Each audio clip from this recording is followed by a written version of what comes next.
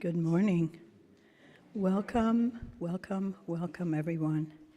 If you're visiting us for the first time, we have welcome packets in the back that you may pick up on your way out. And also, if you'd like a tour of our grounds, please come after the service and ask one of us, and we will be glad to show you around. We're opening this morning with music. Welcome back, the Heart Sangha Choir. Yes.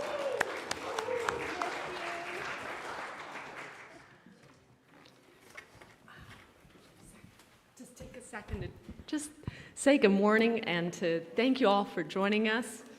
Heart Sangha Choir's been working for the last month, putting fresh music together, well, some classics, but a refresh of music that we all love. As always, if you feel the desire to join this choir, I'm here. I'm here for you. We're here for you. Don't be afraid. The Heart Sangha Choir 2025-26 season is in session. Enjoy.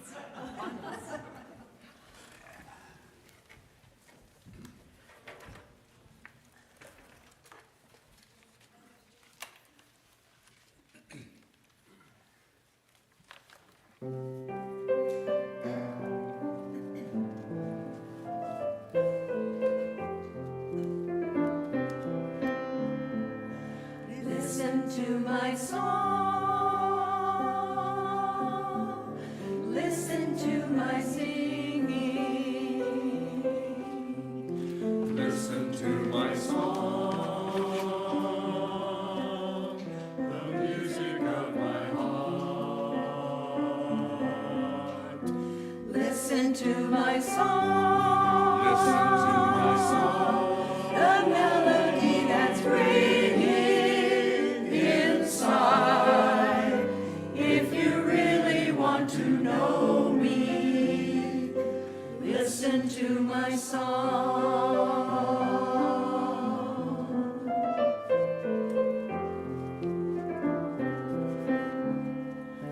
Listen to my song. listen to my song, Listen to my singing. listen to my singing, Listen to my song. listen to my song, The music of my music of my heart. heart. Listen to my song. Listen to my song, The melody that's ringing inside. If you really want to know me, listen to my song. When I'm feeling sorrow, when I'm filled with fear, when I'm overcome with joy, music makes me smile. music makes me smile. Music brings a tear. Listen to my song. Listen to my singing. Listen to my song. The music of my heart. Music of my heart. Listen to my song. Listen to my song, The melody that's ringing inside. If you really want to know me, listen to my song.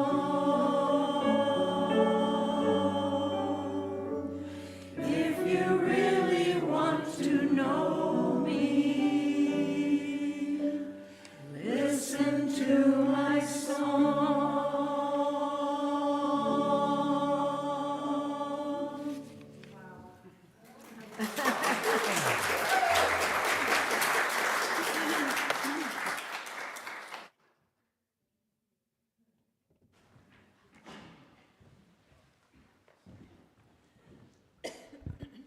How beautiful, how beautiful. Thank you.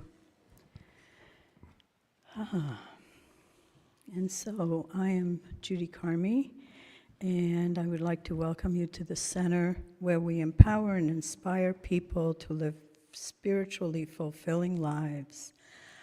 Practitioners in service today are Reverend Mary and myself, and we will be available in the front after service to pray with you if you would like. And just now, please turn, wave to the camera, and greet your neighbor at the same time. Say hello to the people in back of you.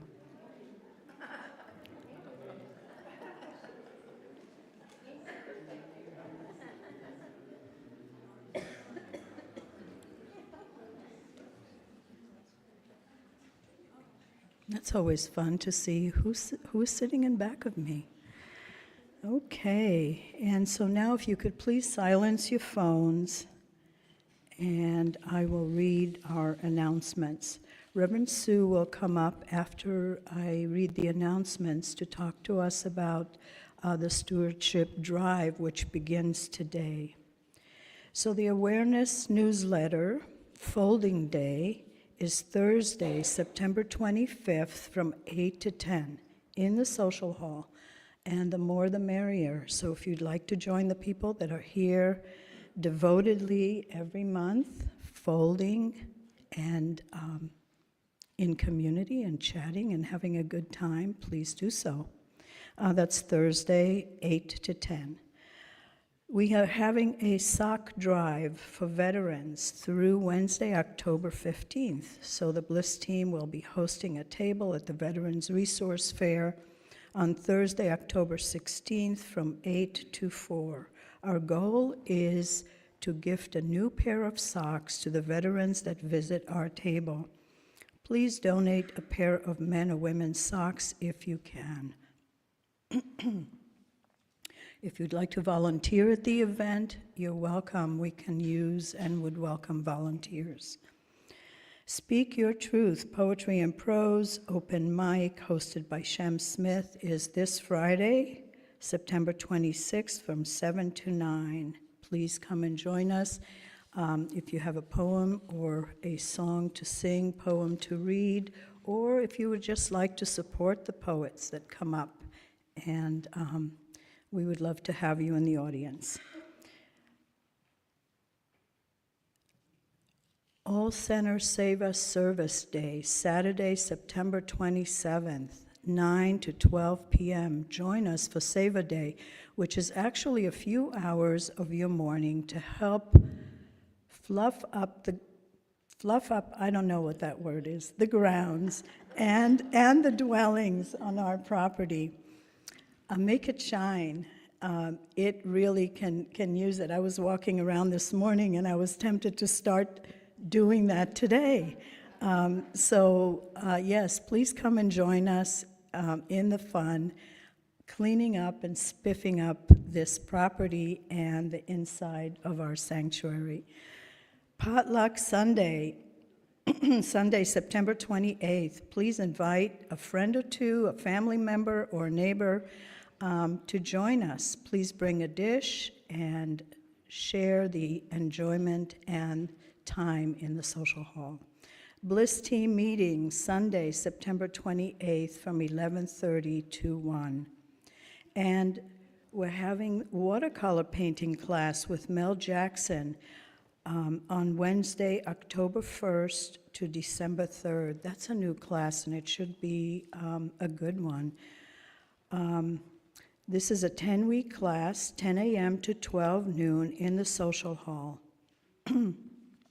And then the energy codes, Finding Your Creative Wisdom workshop is on Saturday, October 4th with Dr. Kathleen Riley from 10 a.m. to 12 noon in the social hall.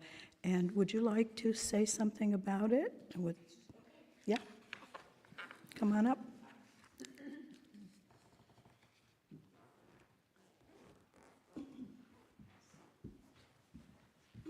Good morning, everyone. I know I see many familiar faces here who joined me yesterday for the Heart Math workshop, but I will be offering this other workshop, which is quite exciting. It's the work of Dr. Sue Morter and her father, M.T. Morter Jr., who found ways to help us really tap into being able to shift the energy in our body. I'll just say that in an easy way. But I will be teaching some basic tools and techniques for you to be able to use at home. It does deal with breath work as well, but some of these you might want to learn their specific positions with the body that you hold and then breathe through, as well as some different types of muscle testing. We'll be doing interactive work together at the workshop, and I invite you to join and learn about it. If any of you have read her book, The Energy Codes, a lot of this is based on that work. I am a certified practitioner of the bioenergetic synchronization technique, and I'm also certified as a energy codes coach and facilitator. And I would welcome you to just learn about this work. There are many talks and interviews with her on YouTube. So if you want to go and check out Sue Morter, that's the work that I'll be bringing on, October 4th. Okay, thank you.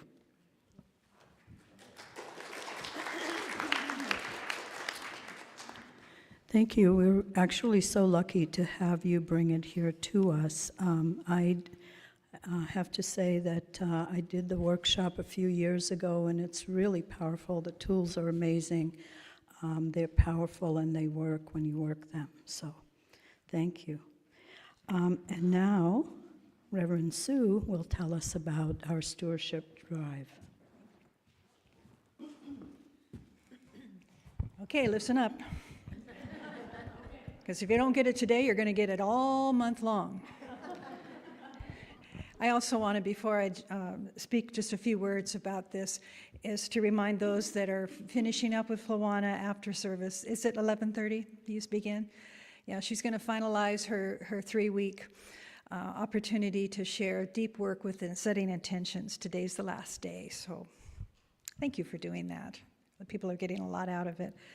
So we're rooted in love is what we are talking about, our incentive drive this year as we prepare for 2026, our budget. But we're also looking beyond 1 year into our next 5 years as well, because we have a vision to grow and inspire and to continue to draw the energy of this being a sanctuary of light and a sanctuary of refuge for so many different people. So your giving donations help us to fulfill that vision, because it takes all of us together to make that happen. So speaking about why he joins this means, come on up, Joey. This is my signal. You're not reading my signal. Now you got it. Anyway, Joey Carroll, you often see him quietly back there. Minding my own business. Yeah, minding his own business, making fun of me during the talk. He thinks I don't see it, but I see he and Lindy snickering quite often back there, but I don't get distracted.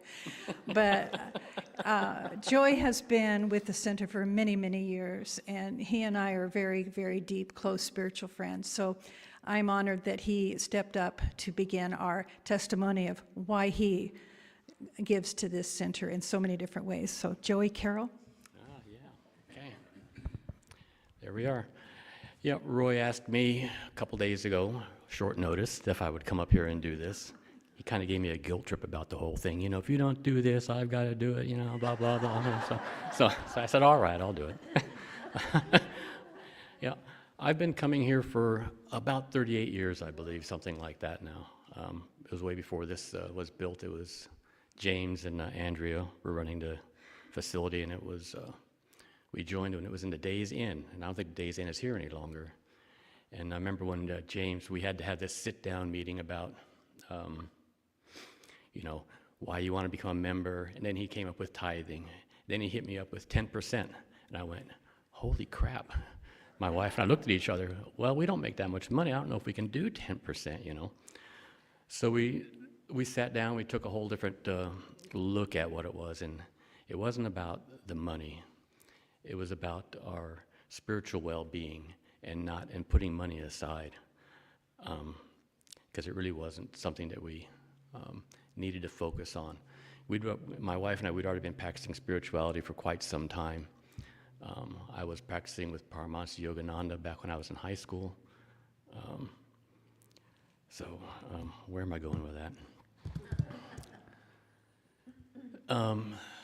And as time went on, we recognized that we were just going to give whatever we could. So we gave a lot in Seva. Sylvia and I both spent a lot of time cleaning the church. I've been back in the sound booth for 3 years.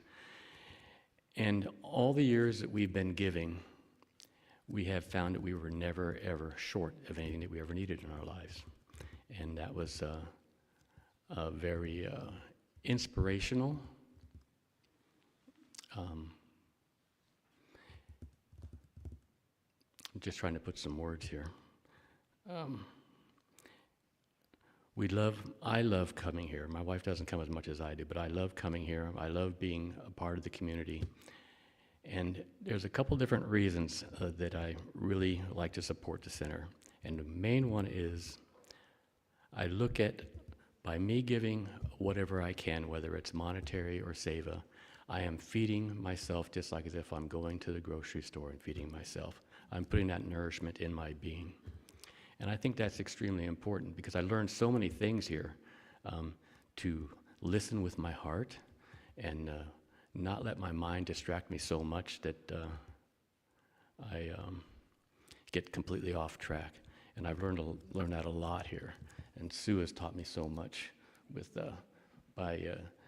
her talks, and with Mary. Your talk last time was phenomenal. Thank you.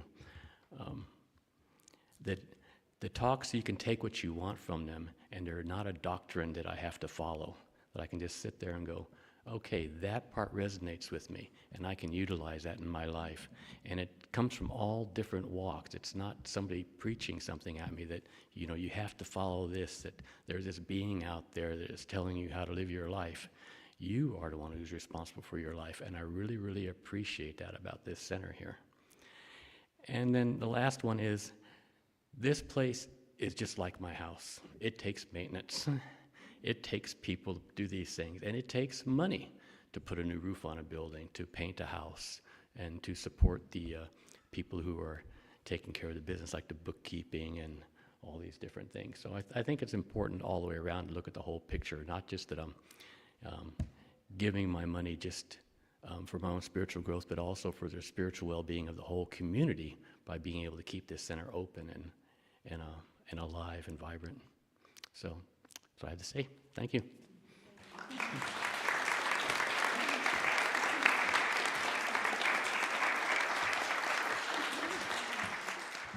So spoken from the heart. So how this works is you see a little table out there that it has the cutest bee. So part of our theme about being rooted in love is we're all a bunch of busy bees, and we're all belonging to one hive, and we make sweet honey. So you'll see the cards are out there on the little area that's decorated up. And if you want to take your card today and consider what you can do, we appreciate that. And then you can there's a basket. If you fill it out today, you can put it in the basket. Or if you want to be more private, you can hand it to a board member. Lori's in the office, but sometimes you don't see her because she's in her new office, which is in the closed door behind the main one. So, but we're all here in support of talking to you about it. The board is eager to share what they know, and it's an easy program to sign up for. And I'm going to give a test in about 6 weeks to see how much you remember of anything we've said all this time.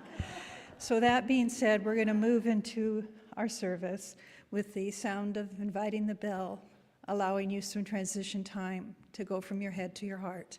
And then Judy will offer us a beautiful prayer to begin.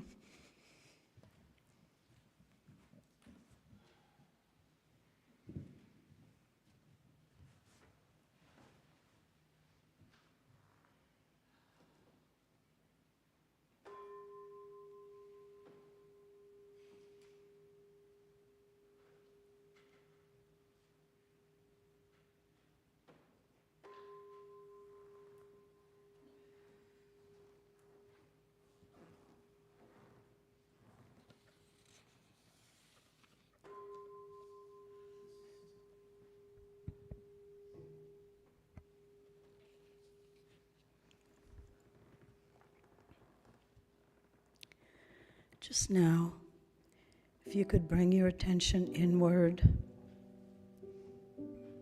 and bring your focus to your breath. Breathing in and breathing out. And join me in knowing that there is only one beautiful energy that is vibrating, that is moving, that is flowing through everything and everyone equally. This energy is pure, it is creative, it is in balance and harmony as it moves through me, revitalizing, energizing, purifying every cell, every atom, every molecule in this physical body and beyond. It is always here. Some of us know this energy as God. Some of us have different names for this energy that is so pure, so supportive, so amazing. And as I know this to be the truth for me, I know this to be the truth for everyone here, for everyone within the sound of my voice and beyond. As I breathe in and connect with my heart and radiate this light, this love, this peace to everyone I meet, to everyone I encounter, to all people in my community, in my family, in the world. I know that I make a difference. And as I know this to be the truth for myself, I know this to be the truth for everyone here.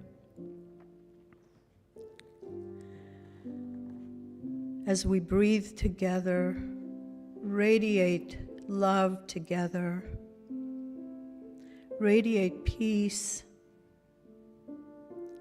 and know that all is well. And so it is with deep gratitude that I release these words, this knowing, into the law of mind, knowing that it is already so. And together we say, and so it is. Reverend Sue, speaking to us about listening to Spirit. Listening to Spirit. That's why your opening song was so good. I hear a squeak up here. I do too. It's going to drive me crazy.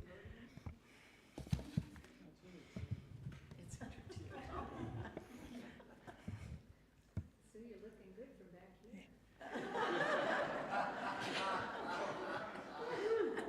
here. Is that quieter? Yes. Is it? Okay. It's funny. We're talking about listening, and I'm going, please don't listen to that sound, Sue. But it was just like, ooh, creaky, creaky. So the beautiful prayer. Thank you so much to lead us into what we're going to share today. And it's about listening to Spirit. I'm about to tell a joke, and I'm more nervous about telling a joke up here than I am giving a talk.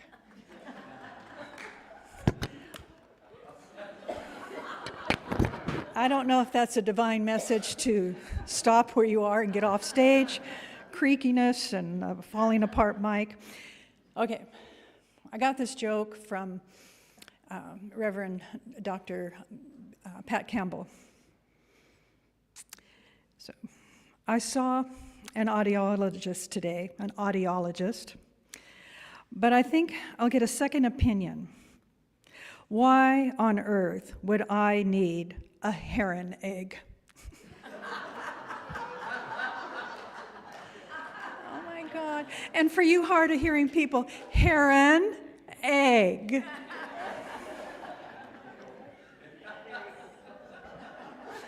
Look how cute. What? I don't get it. Why are they laughing at me? Are they laughing at me? Great delivery, huh? It's just so funny. Charlie and I have chuckled about it several times, and I said, I just have to fit that in here, so it has nothing to do with anything I'm going to say. Well, sort of.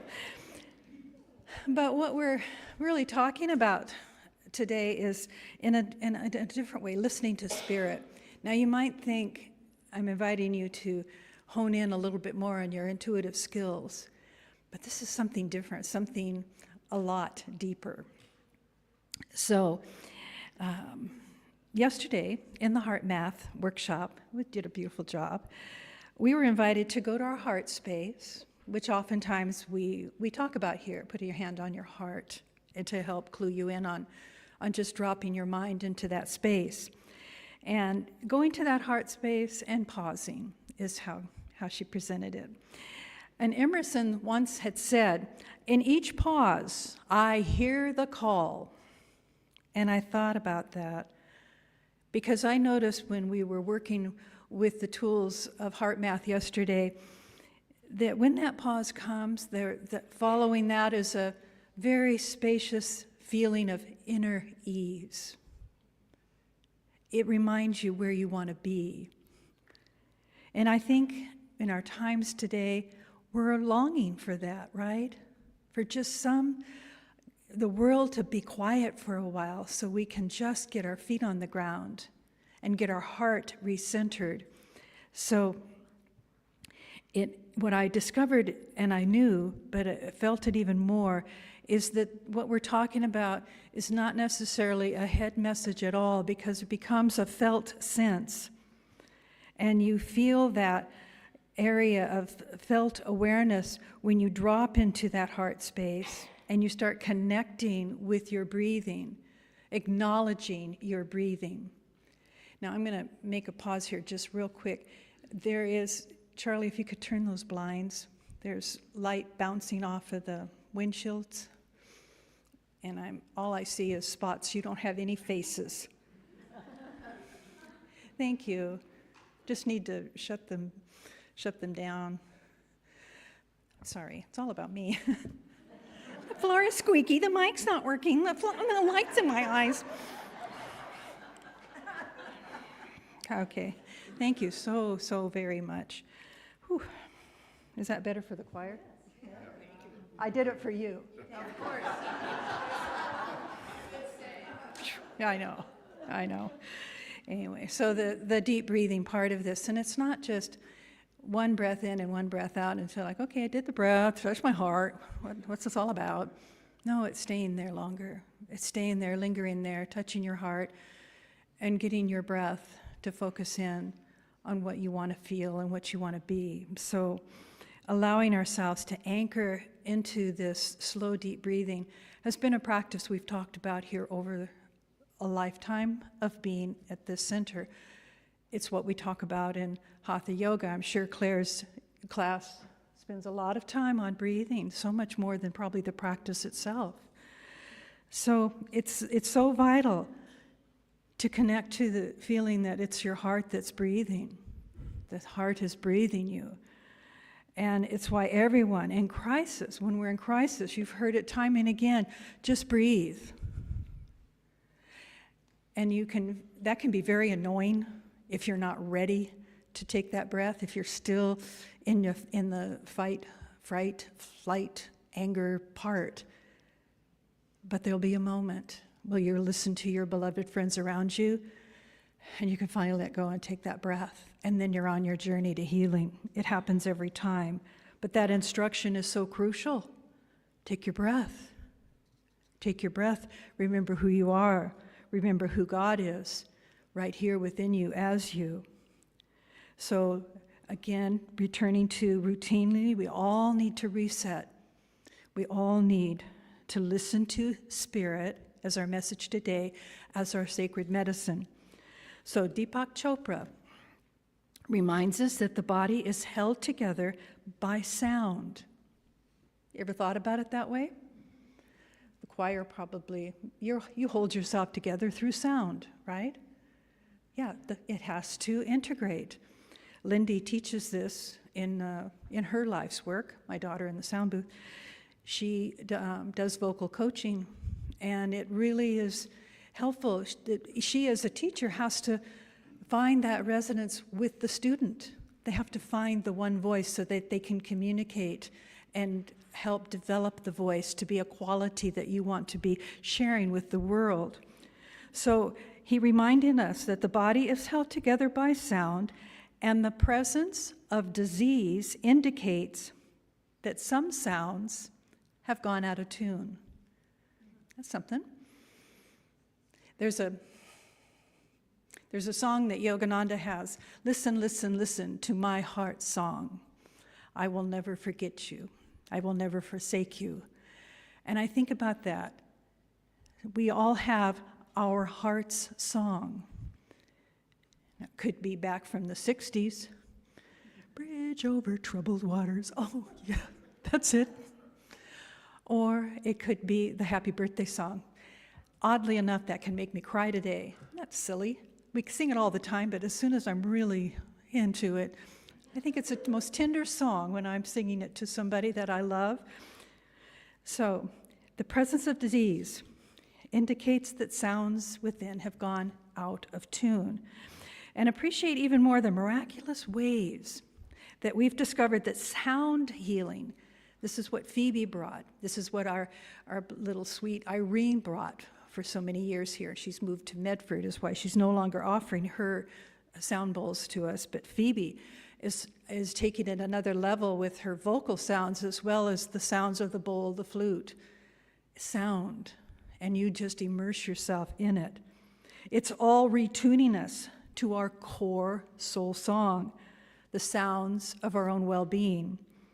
And Joey's flute. Where's Joey? Joey, your flute does that for me. Joey started playing his flute at the end of yoga class for several years. And it was what I looked forward to. It was like me teaching, blah, blah, blah, do this, do that, stretch that, breathe here. Joey, take us where we really want to be. Because we'd go to relaxation, he'd start the flute. And I was so in tune with it, I always could tell when he'd do this little twirly thing at the end, and I knew the song was coming to a completion.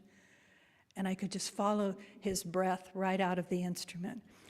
And I think that when he is performing, that we all get transported. We get transported even this morning with the beautiful way all of a sudden the music started to rise, and we started to watch our own spirits rise with the music. So being mesmerized by this idea at the altering state of our inner feelings. And I think chanting in certain tones, how many of you have experienced that? The monotone chanting. You know, we did in the 80s and 90s, we did a lot of chanting.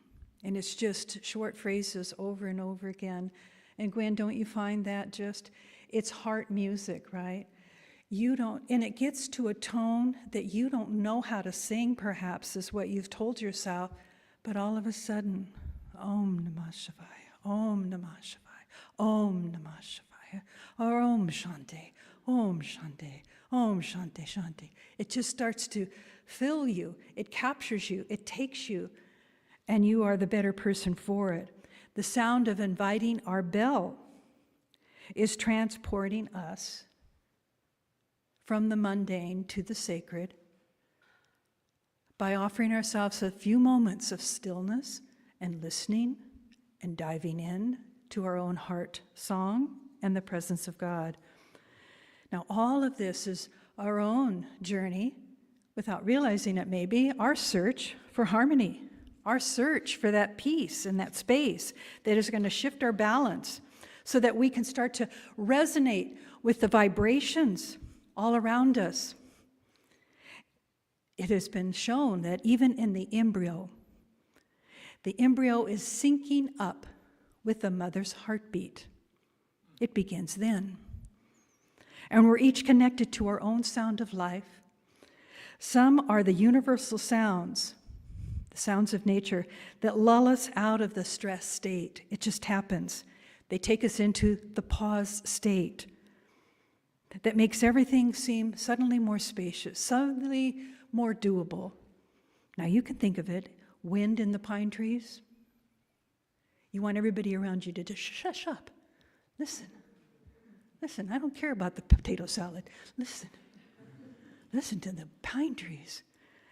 Or the ocean waves breaking. How many of you are longing in the middle of the heat in Redding just to be on the coast and just sit in the wet sand and listen, right? It bathes us, restores us.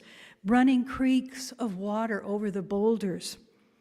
And certain bird songs in the morning. They're precious, they're beautiful. When I was in Hawaii, I thought, man, what a conference. I mean, not a conference, what would it be? A concert, yeah. But then there's also those kind of birds that immediately annoy me in the morning. They start crackling and cawing, and they're just annoyed somebody's got their something, and they're mad about it. Or they see my cats in the window, and they're both my cats are going, and they're going, and I'm like, geez, there's no world peace here at all. But I think those sounds put us all on a little bit of an edge, just like certain people can.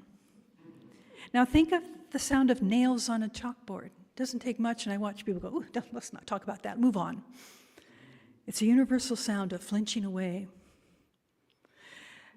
The tone of voice, the pitch that someone uses when addressing you makes all the difference in the world.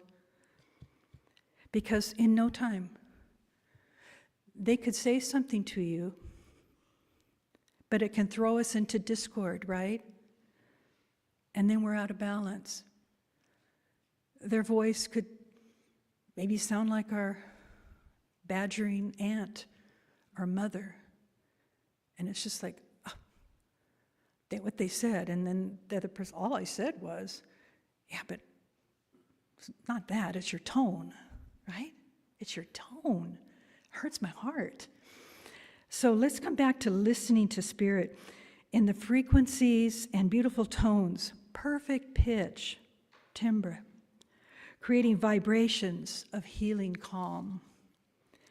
So when Deepak speaks of the atoms and cells and the tissues, here's it gets kind of heavy here, deep, but I love it. They're bound. Okay, I'm going to start over. The atoms and the cells and the tissues are bound together by invisible threads made of faint vibrations that are known as primordial sound. Isn't that beautiful?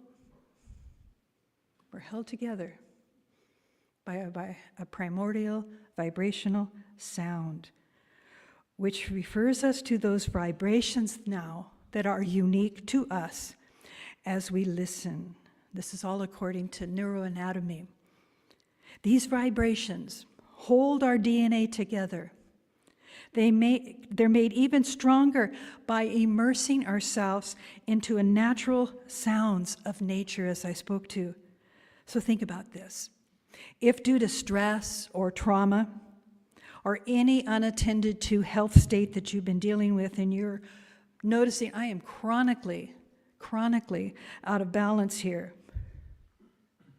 the sweet message from the divine is there's a primordial sound unique to you that will help you put the cells that have been pushed and pressured due to your illness, due to any insult, back into repair, bringing those cells back to their original resonance.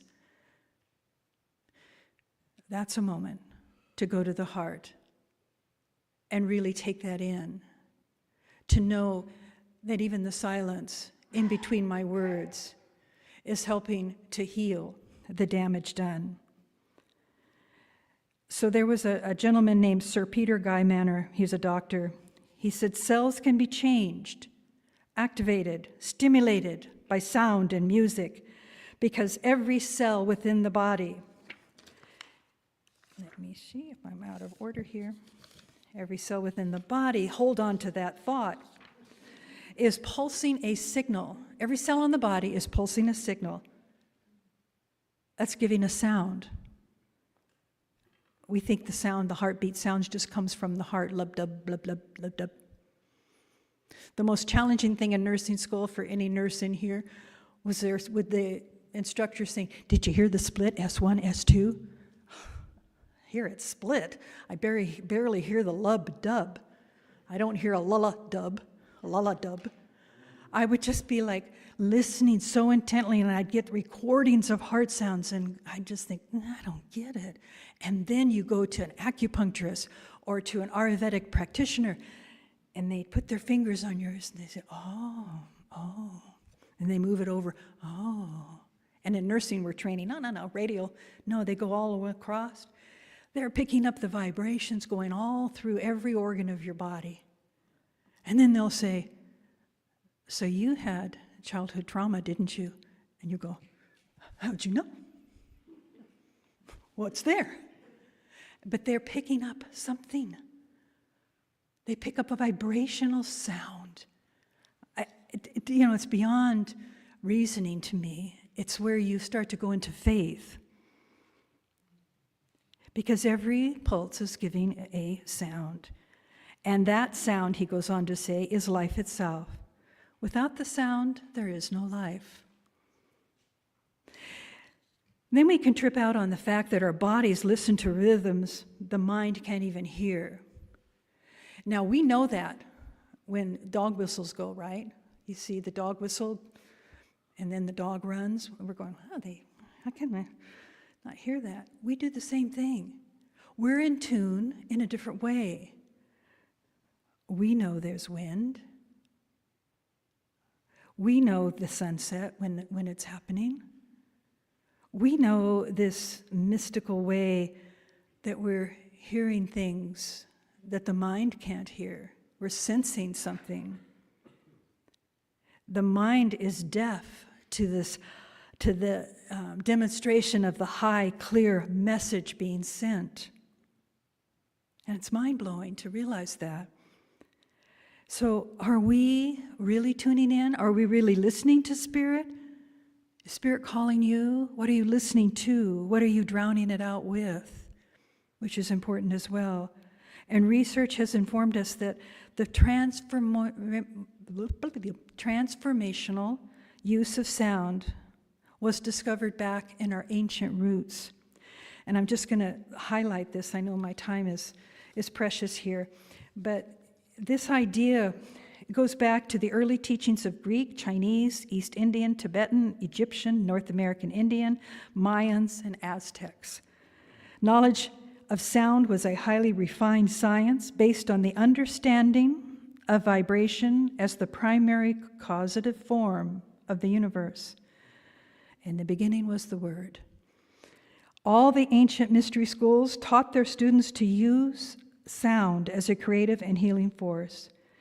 By the time Egypt built the pyramids and sphinxes, there were organized choruses of 12,000 voices and orchestras of 600 pieces. Some historians and sound specialists believe it was through their use of directed and controlled sound that much of the heaviest labor was accomplished by building the pyramids. Wow. Wouldn't that be an awesome choir, huh? And a band. So we think about this. It's there's so much more to that. I'm looking at a book called Divining the Body, rich reading in there. But there's also something about the planets themselves, the sound of them. And this was from astronomer Johannes Kepler. He attempted to find some of the common rules between music and movement in the solar system and explain the harmony of the world. So he saw the planets moving around the sun to a single cosmic rhythm. And according to Frank Witzel and Betsy Devine, in longing for harmony, Kepler's ideas were rooted in the, I could say this if I'm not trying to talk it, Pythagoras theory? Pythagoras theory. I said it 10 times yesterday and I was right on. Yeah, I got this. The universe is built upon number, and that the workings of the world are governed by relations of harmony. Both men believe that music is associated with the motion of planets. Both use the phrase, music of the spheres.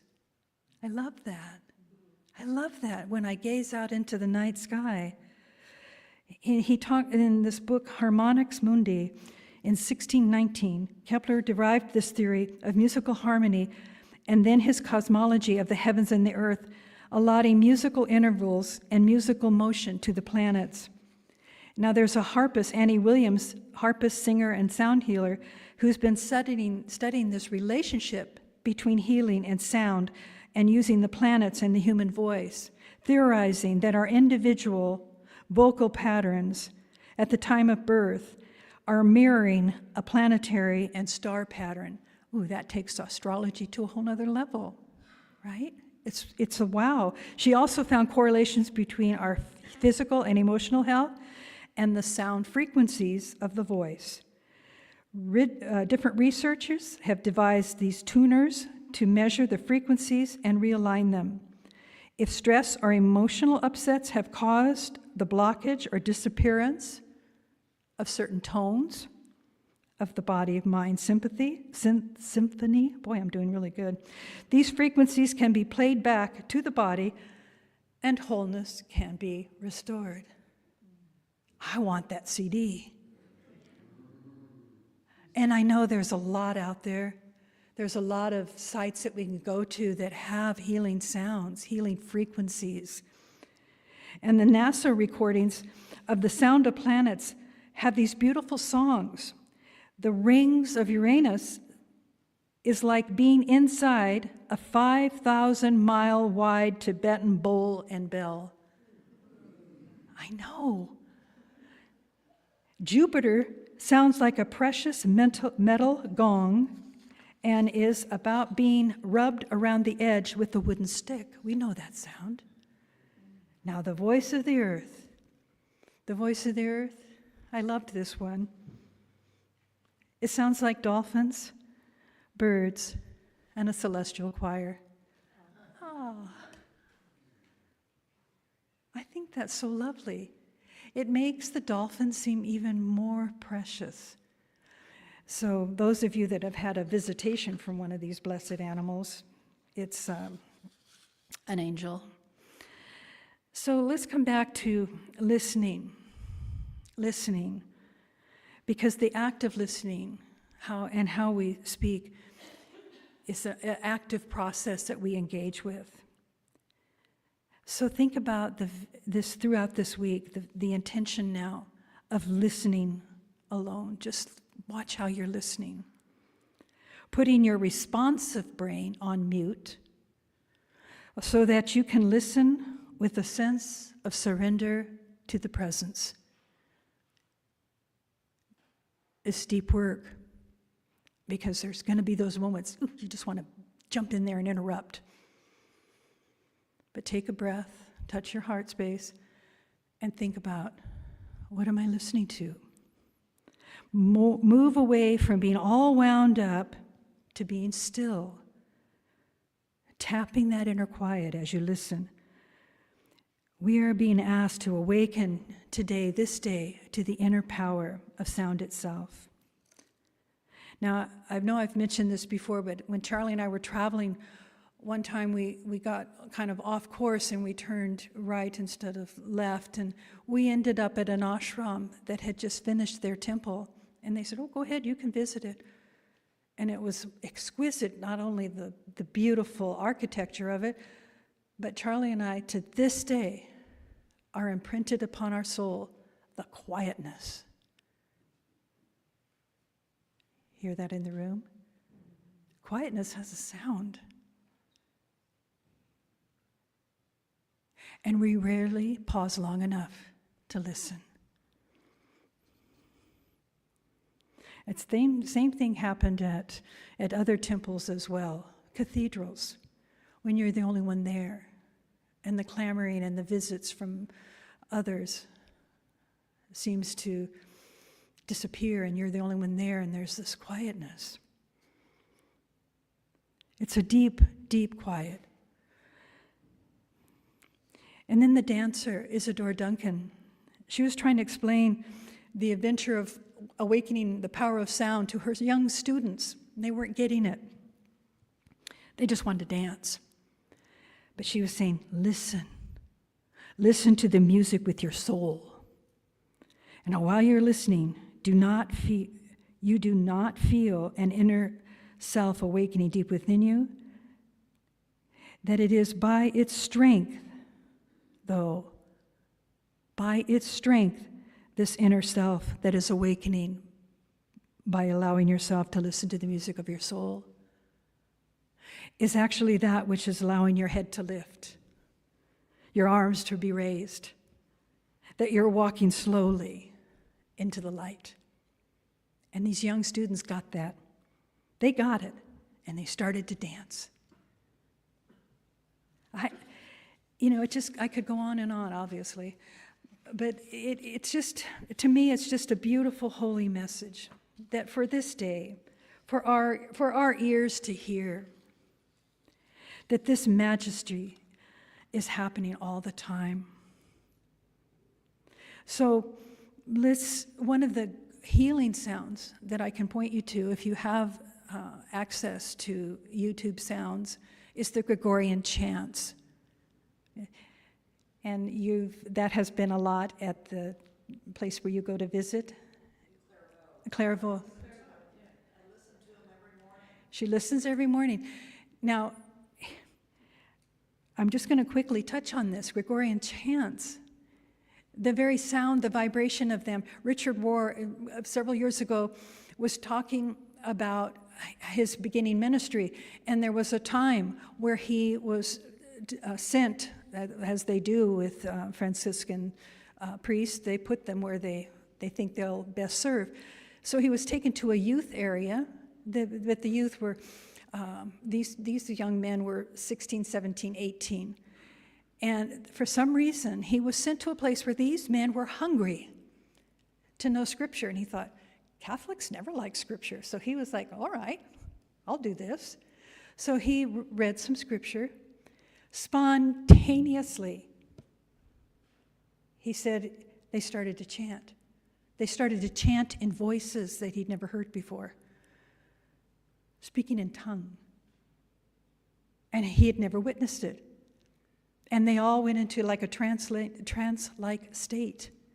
And he was like, wow, what's going on here? He couldn't break the trance. All of a sudden, these people that really didn't know each other were bonding, hugging, singing, chanting. Gregorian was what it turned out to be. And so he couldn't break through. 20 minutes it was going on, and he thought, wow. Well, fellas, I'm going to go put the pizzas on. I'll be back in 20. And so he finished the pizzas, and they didn't show up. And he goes, well, doggone them, they're not listening. And he went back, and they're up on the altar in an altered state, singing Gregorian chant. Maybe that's all we should do one day, huh? The whole, look at, okay, we're ready. Let's see what happens.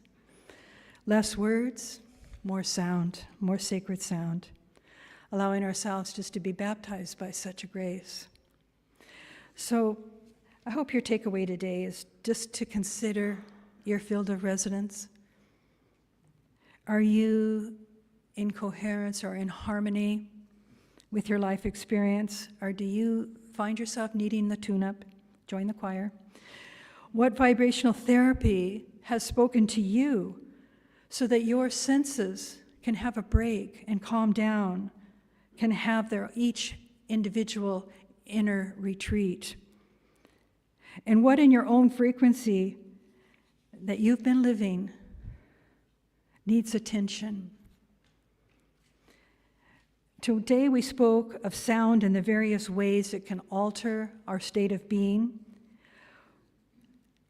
It's through the portal of our ears that this healing is happening. So from this day forth, I've often teased on stage, I've got huge ears. And as we get older, I remember watching my dad's ears grow old, and I thought, man, they're about to take up the whole side of his head. Well, I tell you, I'm like, oh my God. But then I'm thinking, it's just a sacred portal. May my ears have the ears to hear the sacred sounds that will alter my state of being, our state of being, each and every one of us. These sacred channels, as we begin to receive this week, I look forward to hearing about the holy messages that are coming your way from the deepest heart of sharing. Begin to hear and listen with reverence to one another. Begin today to shape your consciousness in a world that desperately needs a sense of reset, to be divinely in tune with the divine, to raise our vibration, raise our consciousness. Let us, those that have the ears to hear, those at home, watching online, on podcast, we welcome us all into the path of being the spiritual warrior, who are all of us coming home, finally, to our true nature. So these are the things for you to consider this week, and it's been a joy to mention a few of them. So let's have Judy come forward. I'm going to have you just listen to her music for a moment to settle into your breathing, into your heart, into the sound.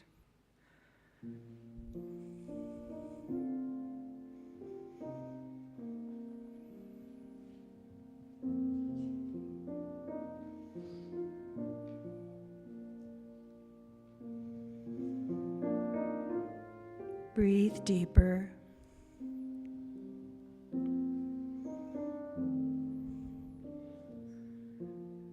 Soften the emotional body, the physical body. Listen with your ears. And allow the sound to feel as if it's being played from the core of your heart, radiating out into the DNA of every cell.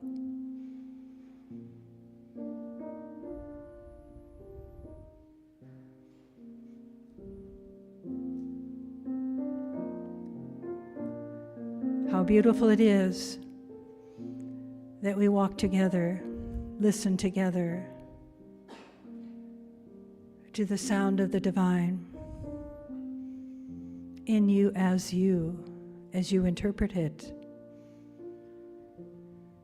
So sacred is our time together. So holy are the offerings of the voices of the Heart Sangha Choir. Such a gift is your presence here to be the witness to the glory of what it means to walk a spiritual life, to fully live a spiritual knowing.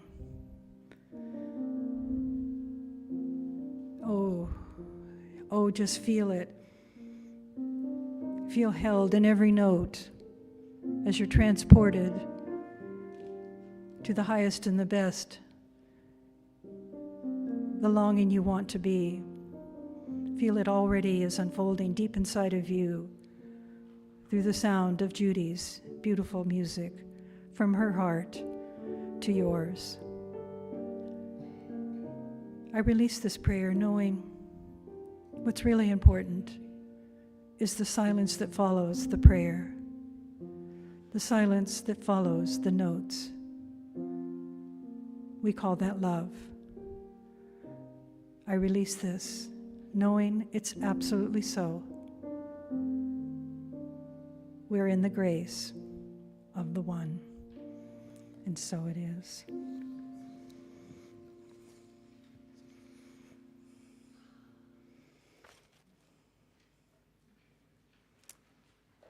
And we'll have Gwen come on up. Thank you.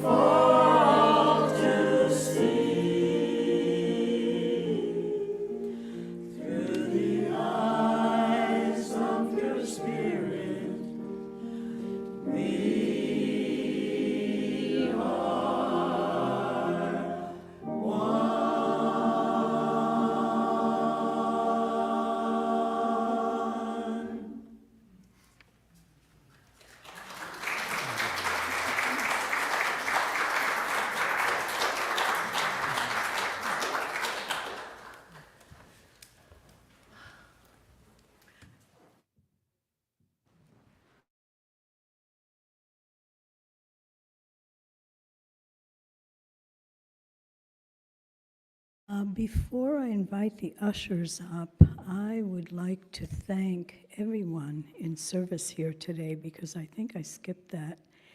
And I want to make sure that we recognize that there are so many people here that are making this service possible.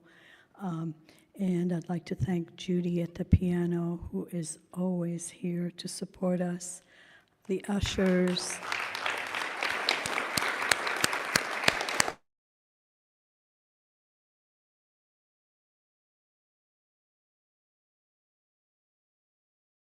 just so many people that are here supporting us to make this service possible and beautiful.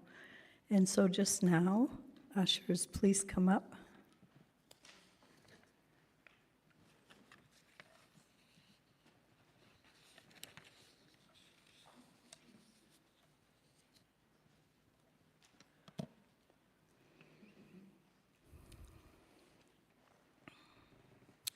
And as I prepare to give my offering, my heart is filled with love and appreciation, since what is offered here is for my spiritual well-being. I am filled with gratitude, knowing life stays in balance, for as I give, I receive.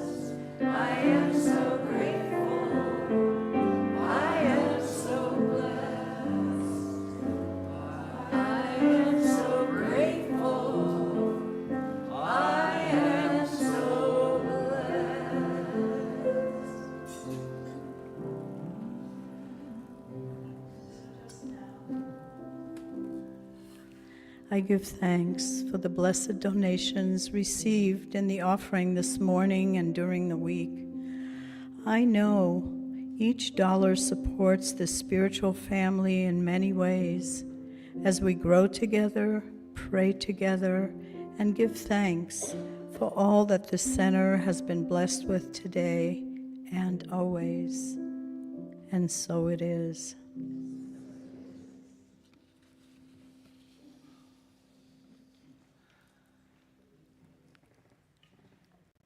Reverend Sue, closing remarks. Thank you, Judy. I also want to thank the practitioners. We often are focused on all the different places of service, but I honor them. They're here all the time and give great support. So let's hear a little special love for them. And as we leave today, I know you just can't wait to see the bee display, the altar of the bee. That's to your left. But the bookstore, Lori's got some really cool new things. So if you want to start your Christmas shopping, I'm just saying. Or for all of us that have birthdays in October, we're open. Right? So just what a joyous day. I just appreciate your attention and your hearts and the Heart Sangha Choir. So Gwen, thank you, and thank all of you. All of you.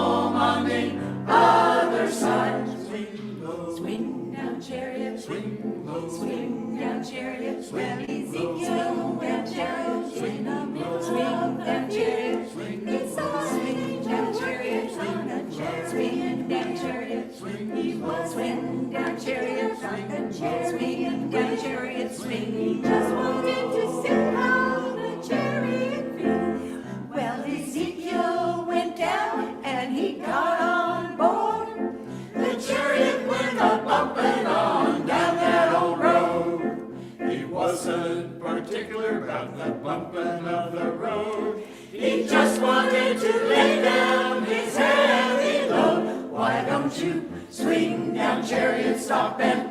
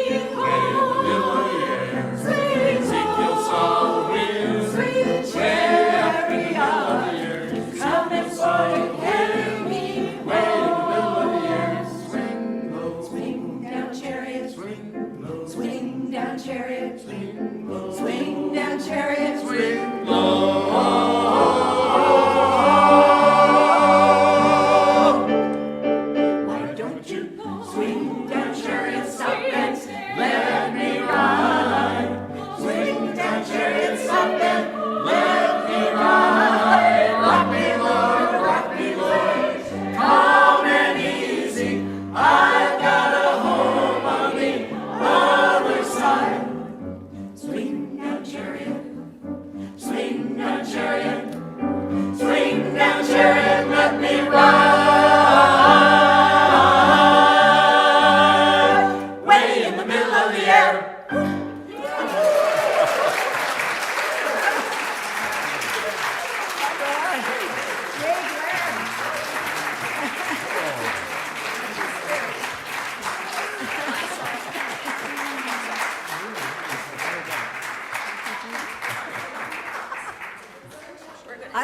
we got that energy after all the comments. Let's all join together in singing the peace song.